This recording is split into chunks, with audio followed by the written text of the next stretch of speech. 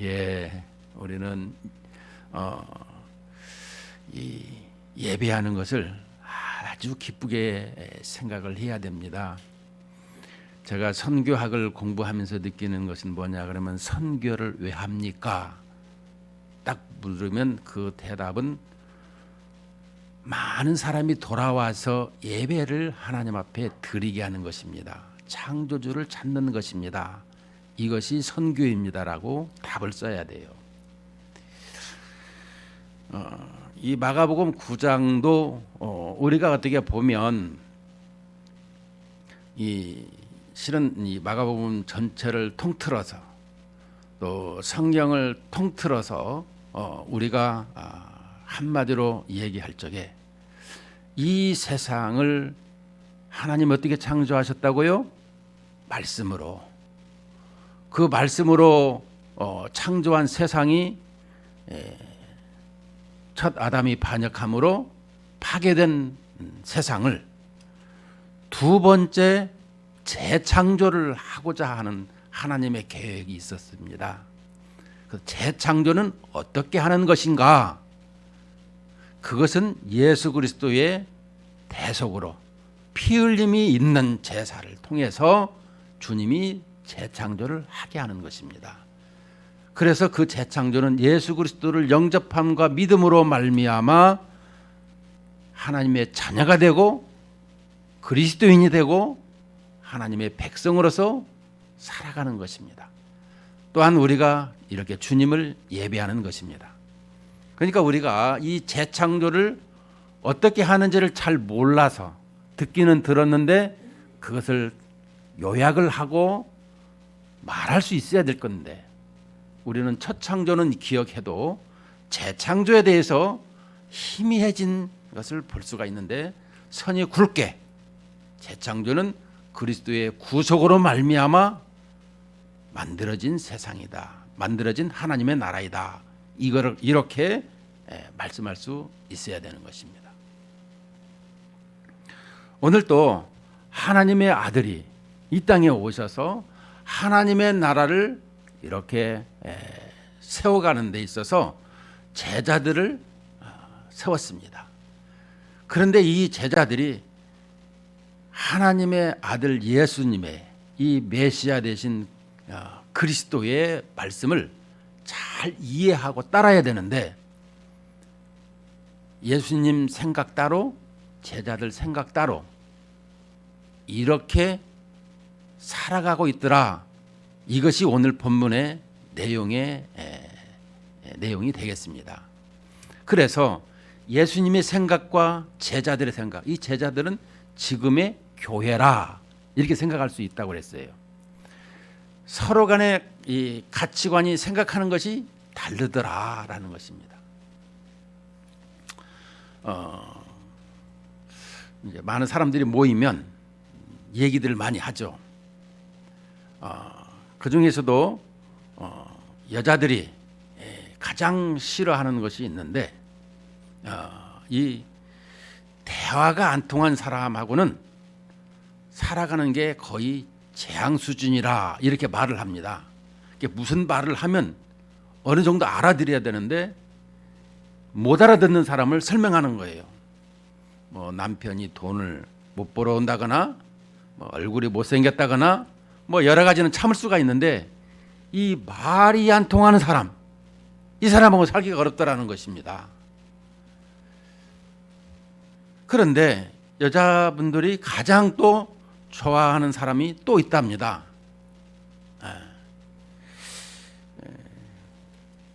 유머를 잘하고 또 목소리가 이렇게 중저음으로서 무게가 있는 이런 또 남자를 좋아한다 그래요. 근데 그런 부분에서 어떻게 보면 만들어야지 또 이렇게 많은 사람들이 그렇게 해야 되지 하면서도 그러지 못하는 것을 많이 봅니다. 문제는 우리에게 있어서 이렇게 서로 간에 소통이 되고 대화가 돼야 된다라는 것을 말씀하고 있는 것입니다. 여러분 여기 앉아 있으면서도 저를 안 보고 다른 데를 보고 있는 사람은 저하고 상관이 없다라는 식으로 앉아 있는 것입니다. 왜냐 그러면 저하고 눈이 컨택이 되거나 저를 바라볼 수 있어야 되는 것입니다. 근데 저를 보지 아니하고 기도를 한다거나 또 내지는 다른 생각을 하는 것을 가지고 있으면 안 된다라는 것입니다. 왜냐 그러면 오늘 나의 주인을 만나고 나의 사랑의 하나님을 만나는 시간인데 그 하나님을 내가 거리를 두고 있는 것을 보기 때문인 것입니다. 우리는 지난주 이 시간에 잠깐 보면 믿음이 없는 세대라 또 귀신 들린 세상이라 이렇게 지난주에 말씀을 증거했습니다. 이 광란에 빠지고 또 이 수렁 속으로 빠져가는 이 미친 세상에서 오늘날 교회가 신음을 이렇게 토하며 물어야 하는 것은 무엇인가? 그럴 때에 기도와 금식 외에는 이런 종류가 나갈 수가 없다라고 했는데 단순히 기도해야 된다는 말이 아니라 과거에는 5개, 10개가 필요했다면 이 시대는 20개, 30개가 필요한 시대라 이렇게 표현할 수가 있다고 했습니다. 왜냐? 열왕기하 2장 8, 9, 10절에 보면 엘리야가 후계자에게 엘리사에게 너 나에게 무엇이든지 구하라 그럽니다. 2장 9절에 보면 엘리야가 엘리사에게 이르되 나를 내게서 데려감을 당하기 전에 내가 너에게 어떻게 할지를 구하라. 엘리사가 이르되 당신의 성령이 하시는 역사가 갑절이나 내게 있게 하소서 하는지라. 그러니까 우리가 볼 적에 왜 갑절이나 달라고 했을까? 갑절이면 좋으니까? 그게 아닌 것입니다. 이 시대는 종말론적 시대라 그랬습니다. 종말론적 시대라라는 것은 항상 세상이 끝이 있더라 이것을 말씀한다고 그랬어요. 그래서 세상이 가면 갈수록 악해지기 때문에 뭐 개선되거나 좋아지거나 선해지거나 이것이 아니라 가면 갈수록 악해지기 때문에 더 많은 은혜요, 더 많은 하나님의 말씀이 필요한 것입니다. 우리에게 그렇게 하기 위해서 주님은 말씀을 하고 있는 것입니다. 2배, 3배, 아니 10배로 이 시대는 하나님의 은혜가 많이 필요하다. 사탄은 날마다 새로운 무기로 공격해 오는데 우리는 날마다 옛날의 무기로 공격을 하니 이 제자들이 귀신을 내쫓지 못했더라. 예수님이 이렇게 말씀하고 있더라는 것입니다. 그러면 우리는 어떻게 해야 될까요? 날마다 하나님의 말씀으로 무장할 뿐만 아니라 내 안에 계신 성령님을 의지하고, 의지하라는 건 무엇입니까? 전폭적으로 일임을 하는 것입니다. 그것을 일임을 했을 적에 하나님께서 나를 인도하신다라는 거예요. 우리는 일정을 스케줄을 딱 짜가지고 하나님 이렇게 해야 되니까 이렇게 해주십시오. 청구서를 내미는 거예요. 우리 인생은 그렇게 살아가는 것이 아니라 하나님께서 계획하시고 원하시는 것을 우리는 다만 도구로서 쓰여지는 것입니다. 이것을 기억해야 되는 거예요. 교회에도 학교에서 배울 적에 한 달 계획, 1년 계획, 평생 계획을 짜야 된다. 예, 물론 필요합니다. 그러나 하나님의 주권을 믿는 주권 사상에서 하나님이 원하시는 것이 무엇인지를 쫓아서 행하는 것이죠. 비록 저희 교회가 이렇게 숫자가 많지 않고 빈자리가 많을지라도 우리 주님께서 하시는 일이 있을 것입니다. 나중에 크게 어떻게 하나님을 잘 알고 하나님의 뜻을 행하고 있는 교회, 목회자, 성도들을 우리 주님은 지금도 찾고 계시고 그들에게 영광을 받고 계시는 것입니다. 그렇다면 우리의 삶은 올바른 신앙관을 가지고 살아가는 것이 또 행하는 것이 중요한 것입니다. 우리 개혁주의 신앙생활은 항상 이 종말론적 신앙생활이라 이렇게 말씀을 했어요. 자, 그렇더라면 오늘 우리에게 본문 속에서 말씀하는 것이 무엇이겠습니까? 한번 본문을 30절에서 보겠습니다. 9장 30절. 그곳을 떠나 갈릴리 가운데로 지날새 예수께서 아무에게도 알리고자 아니하시니 이는 제자들을 가르치시며 또 인자가 사람들의 손에 넘겨져 죽임을 당하고 죽은 지 3일 만에 살아나리라 한 것을 말씀하셨기 때문이더라.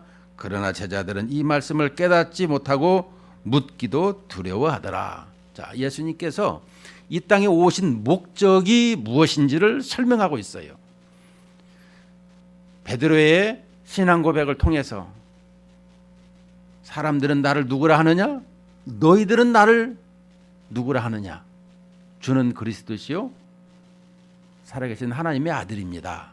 그럴 때에 그 신앙 고백을 듣고 인자가 사람들의 손에 넘겨져 죽임을 당하고 죽은 지 3일 만에 살아나야 하리라. 죽으심과 부활을 그때서 설명을 한 것입니다. 제자들의 신앙 고백을 들으면서 내가 이 땅에 온 목적이 무엇인지를 설명하고 있다는 것입니다. 오늘 여기서 두 번째로 설명을 하고 있는 것입니다. 자, 우리가 잘 단어나 문맥을 잘 볼 수 있어야 되는 것입니다. 그곳을 떠나라는 것은 무엇입니까? 예수님께서 변화산에서 계셨다가 변화산 아래에서 귀신 들린 아이를 하나 고쳤습니다. 자, 그곳을 떠나서 그러니까 갈릴리하고 이 헐몬산 가는 그 거리에 있더라는 것입니다. 산에서 내려와서 갈릴리 그다음에 유대로 내려가는 길인데 이렇게 이 갈릴리 가운데로 지날새 이 걸어가면서 이 예수님께서 이 말씀을 하여 주신 것입니다. 여기서 제자들을 가르치시면서 또 인자 사상은 참 하나님이시며 참 사람인 양성을 설명하실 때에 인자라 이렇게 말씀했어요. 지난 시간에 다니엘서 7장을 보면 인자 같은 이가 이 구약 성경에 등장했을 적에 분명히 이 신은 신인데 하나님과 같은 이 하나님의 신이 사람과 같은 모양으로 나타났더라. 그것을 이 모형으로 보내주셨고 이제 이 신약에서 예수님이 오셔서 자신을 소개할 적마다 인자라라고 하는 것은 참 사람이면서 하나님이시다라는 것을 설명해 주고 있는 것입니다. 그래서 인자가 이제 온 목적이 뭐예요? 사람들의 손에 넘겨져 죽임을 당하고 죽은 지 3일 만에 살아나야 하리라. 죽으심과 부활을 설명하고 있었는데 제자들은 어떻게 했다고요? 32절에 보면 이 말씀을 깨닫지 못하고 묻기도 두려워하더라. 왜 죽으시고 부활한다라는 것이 뭐냐? 이것을 지금 제자들이 생각하고 있는 것입니다. 문제는 제자들이 왜 이것을 깨닫지 못했을까라고 하면 제자들은 정치적인 메시아, 정치적인 왕, 그러니까 예수님이 이제 이 메시아로 등극하는 왕으로 등극할 날이 얼마 남지 않았다. 그러면 우리 12 제자들이 앞으로 예수님을 왕으로 이게 추대한 다음에 우리는 어떻게 해야 될 것인가? 그 다음에 국무총리도 있고 각 장관도 있는데 우리가 그것을 논의하자라고 이것을 했더라는 것입니다. 자, 거기에 33절에 보니까 가버나움에 집 이르러 집에 계실새 제자들에게 물으시되 너희가 길에서 서로 토론한 것이 무엇이냐? 자, 가버나움의 긍휼의 집이라고 하는데 이 가버나움에 그렇게 큰 긍휼이 없었나 봐요. 사람들은 이 부분을 기억하지 못하고 있는 것을 보면은 가버나움에 사람들이 많은 기사와 이적을 행했어요. 오죽하면 예수님을 가버나움의 원장이라 신학교 다닐 때 이렇게 배웠어요. 병자들을 그렇게 많이 고쳤음에도 예수님을 하나님의 아들로 인정하지 않고 그저 그냥 병 고치는 의사 이런 수준으로만 인정했더라는 것입니다. 이 세상에 죽은 자를 살리는 분이 어디 있어요? 이 세상에 하나님이 아시죠.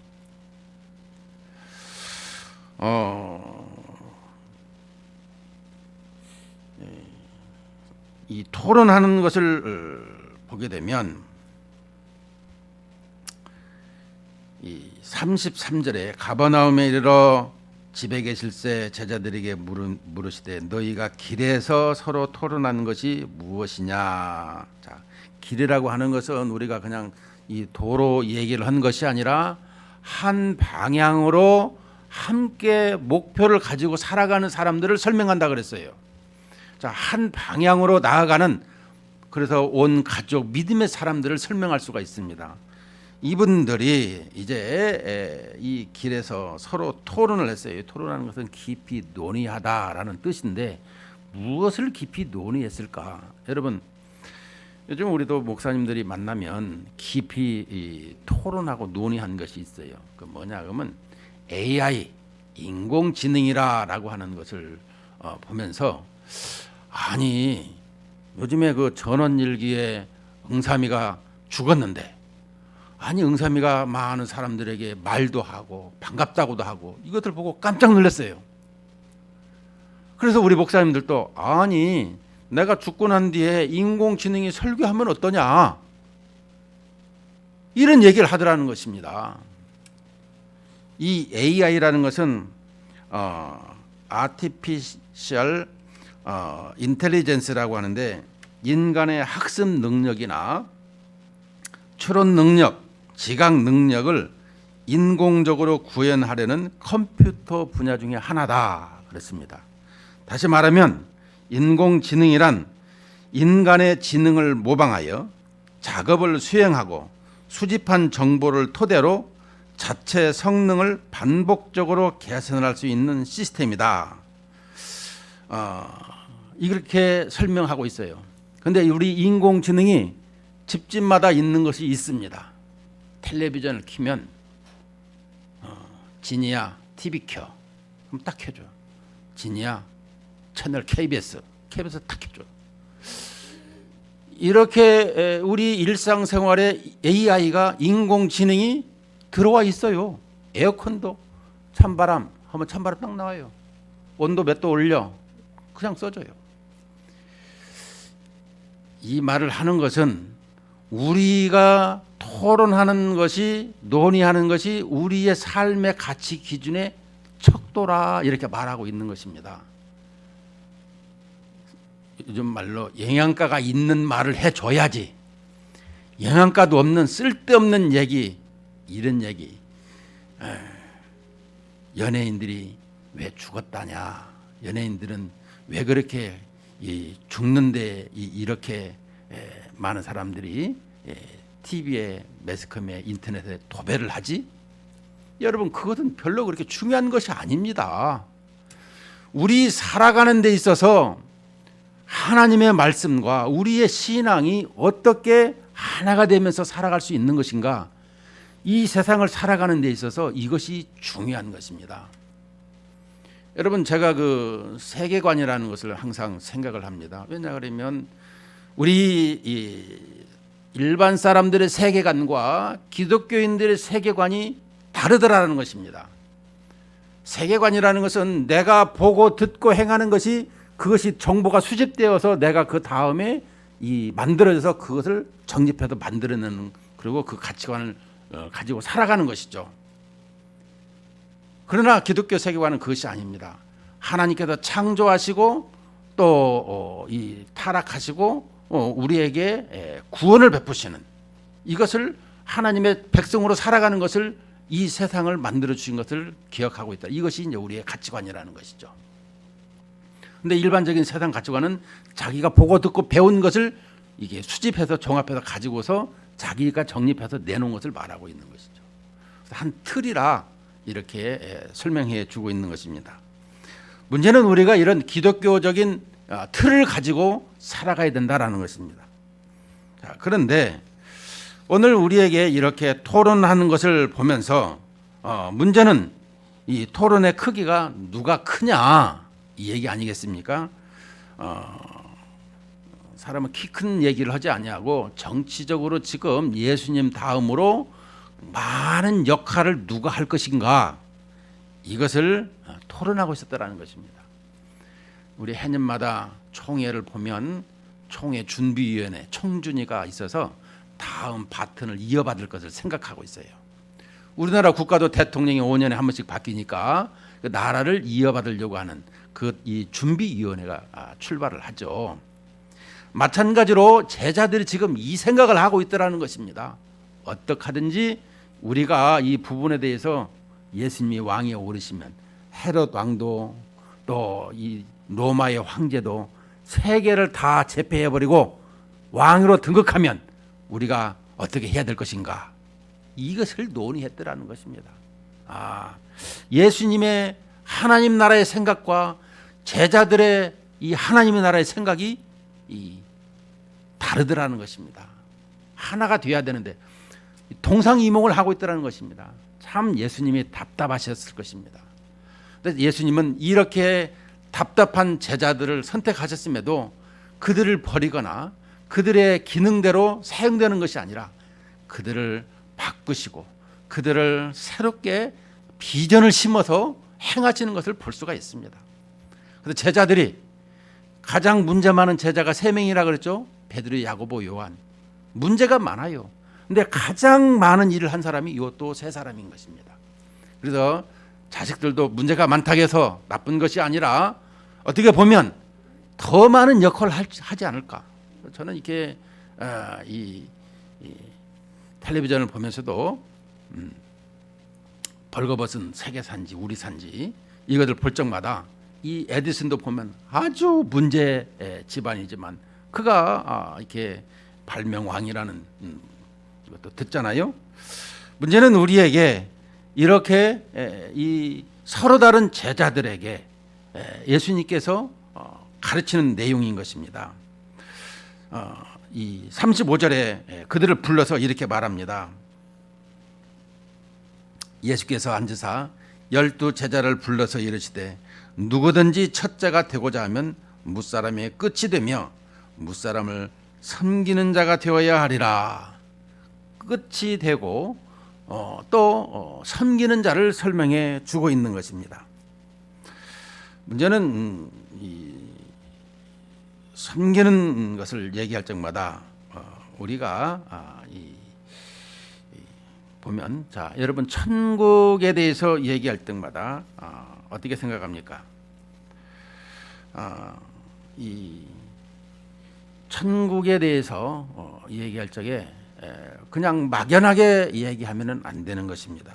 천국 얘기하게 되면 마태복음 13장 31절 13, 3일 거꾸로 얘기하게 되면 되는데 또 비유를 들어 이르시되 천국은 마치 사람이 자기 밭에 갖다 심은 겨자씨 하나를 같으니 이는 모든 씨보다 작은 것이로되 자란 후에는 풀보다 커서 나무가 되며 공중의 새들이 와서 그 가지에 깃들이느니라. 여기서 보게 되면 천국은 어떻다라는 거예요? 이 겨자씨와 같더라. 가장 작은 것을 설명해 주고 있습니다. 근데 나무가 된다고 얘기해요. 이게 풀씨와 같이 가장 작은 것입니다. 그래서 이제 예전에 우리 일찍 그 성지순례 다녀오신 분이 겨자씨라고 해서 가져왔어요. 근데 확인한 결과 전문가가 이건 풀씨입니다. 그래서 뭐 성도들에게 그걸 하나씩 전부 다 코팅해 가지고 주었어요. 이게 겨자씨라고 해서. 우리가 보면 참깨씨도 작은데 참깨씨 반에 반만 하더라고요. 아주 적더라고요. 보니까 이 눈나쁘면 보지도 않아요. 이게 보이지도 않아요. 근데 이게 이 나무가 되는 3m가 되는 것을 설명하고 있는데 오늘 여기서 이 마태복음 13장을 얘기할 때는 마태는 이 세리라고 했고 세리는 적어도 이 외국의 이미그레이션에서 있는 장이기 때문에 물론 이 삭개오도 그렇지만 이 사람들은 어학에 적어도 3개국에서 5개국어는 할 줄 아는 사람들이라는 것입니다. 그만큼 똑똑하더라는 거예요. 여기 마태가 이 구약에 아주 능통한 사람입니다. 구약의 해박한 지식을 가지고 있어요. 물론 우리는 사도 바울을 얘기할 적마다 해박은 이런 지식이다라고 얘기하지만 구약에도 이 능통한 이 마태가 여기에 대한 그 겨자씨와 또 이 나무가 되고 공중의 새들이 깃들인다 이 얘기는 이 구약 성경 그 다니엘서 4장 10절에서 13절을 읽어보면 10절, 11절, 12절 제가 읽어보겠습니다. 다니엘서 4장. 내가 침상에서 나의 머릿속으로 받은 환상이 이러하니라. 내가 본즉 땅의 중앙에 한 나무가 있는 것을 보았는데 높이가 높더니 그 나무가 자라서 견고해지고 그 높이는 하늘에 닿았으니 그 모양이 땅 끝에서도 보이겠고 그 잎사귀는 아름답고 그 열매는 많아서 만민의 먹을 것이 될 만하고 들짐승이 그 그늘에 있으며 공중에 나는 새는 그 가지에 깃들이고 육체를 가진 모든 것이 거기에서 먹을 것을 얻더라. 이 칼빈은 이 나무 여기서 나무를 이 느부갓네살 왕 바벨론 나라의 느부갓네살 왕으로 설명을 해주고 있습니다. 그러니까 이 바벨론이라는 나라에서 휘하에서 먹고 살아가는 많은 나라들 여기에서 이 나무와 가지와 그 깃들이는 새들 이 모든 것은 이 바벨론 당시에 큰 나라의 이 왕은 나무요 꼭대기에 올라간 그 왕의 교만함을 설명하고 있다는 것입니다. 그러면서 그 나라를 통해서 먹고 사는 사람들이 많이 있더라. 요즘 말로 말하면 중국과 특히 이 미국 거기 시장에서 다 먹고 살잖아요. 그 나라에서 쿼터를 제한하거나 뭐든지 이렇게 조여들면 그 나라는 갑자기 힘들어지는 거예요. 근데 마태는 이 본문을 인용하면서 물론 생각하는 사람마다 두 부류로 나타난 걸 보는데 이 상징성, 나무는 이렇게 큰 상징성을 가지고 있더라. 그런데 또 하나는 이 다니엘서를 보듯이 이 나무라는 것은 오늘 마태복음 13장에서도 얘기하는 그 부분은 비성장적인 여러분 그 나무가 이 겨자씨가 자라면 3m가 된다라는데 3m가 자라는 것은 볼 수가 없어요. 그냥 상징적으로 설명할 뿐이라는 것입니다. 그것을 이렇게 설명하고 있는 것은 무엇이겠습니까? 이 마태복음 13장에서 이 31절 그 이후에 쭉 보게 되면 주는 내용이 뭐냐 그러면 문제는 이 나무를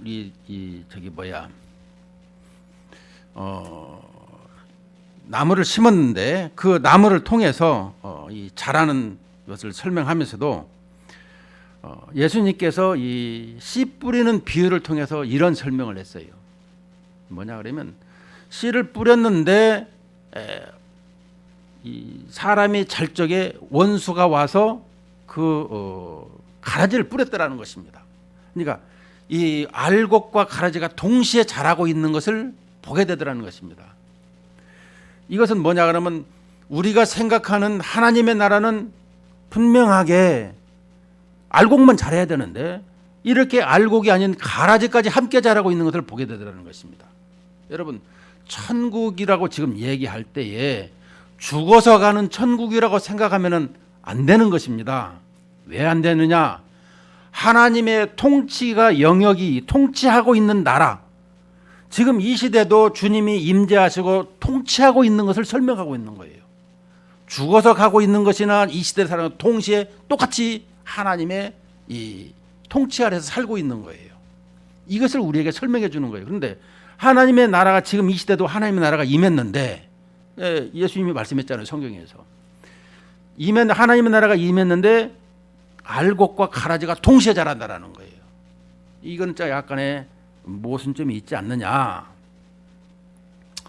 우리는 이렇게 하는데, 그러나 이 추수 때가 되게 되면 먼저 이 가라지는 단에 묶어서 불태우고 알곡은 이렇게 창고에 들인다. 예수님께서 그냥 자라게 두라, 이렇게 설명해 주고 있어요.